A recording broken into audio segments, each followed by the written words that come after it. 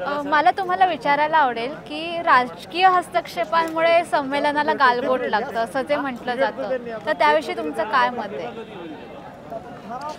नमस्कार, मी ॲडव्होकेट जगदीश खांडेकर. मी एक लेखकही आहे आणि 98व्या अखिल भारतीय मराठी साहित्य संमेलनाचा आज समारोप झालेला आहे.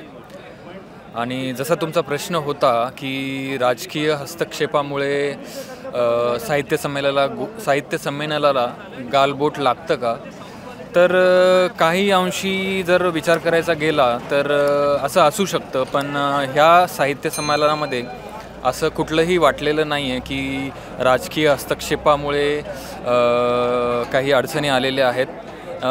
जर चांगल्या पद्धतीनं राजकीय मंडळींनी जर अशा कार्यक्रमाला घेतलं आणि सगळ्या राजकीय पक्षाचं जर संतुलन असेल साहित्य संमेलनामध्ये, तर निश्चितच साहित्यिकांसाठी एक चांगली बाजू ती असू शकते. त्यामुळं मला असं काही वाटत नाही. आणि जर आजच्या ह्या घडलेल्या साहित्य संमेलनाचा विचार केला तर हे खूपच सुंदर आणि चांगल्या पद्धतीनं घडलेलं आहे. आणि दिल्लीमध्ये मराठी माणसानं एक डंका वाजवलेला आहे. तर त्याची अनुभूती घेताना मला खूपच आनंद होतो आहे आणि खूप छान वाटतं.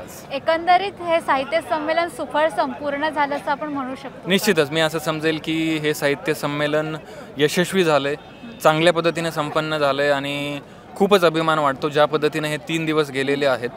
आणि ज्या पद्धतीचं ज्ञान, ज्या पद्धतीचं साहित्य रचना साहित्यिकांकडून बघायला मिळालेली आहे. कवी खूप चांगल्या पद्धतीने, खूप सुंदर पद्धतीनं सगळ्या साहित्यिकांनी, कवींनी, त्यानंतर ज्याही राजकीय मंडळींनी किंवा जे पण व्याख्यानकर्ते होते त्यांनी या कार्यक्रमाला हजेरी लावली. सगळं खूप सुंदर पद्धतीने घडलेलं आहे आणि तेही दिल्लीमध्ये यशस्वीरित्या घडलेलं आहे. त्यामुळं खूप छान वाटतं.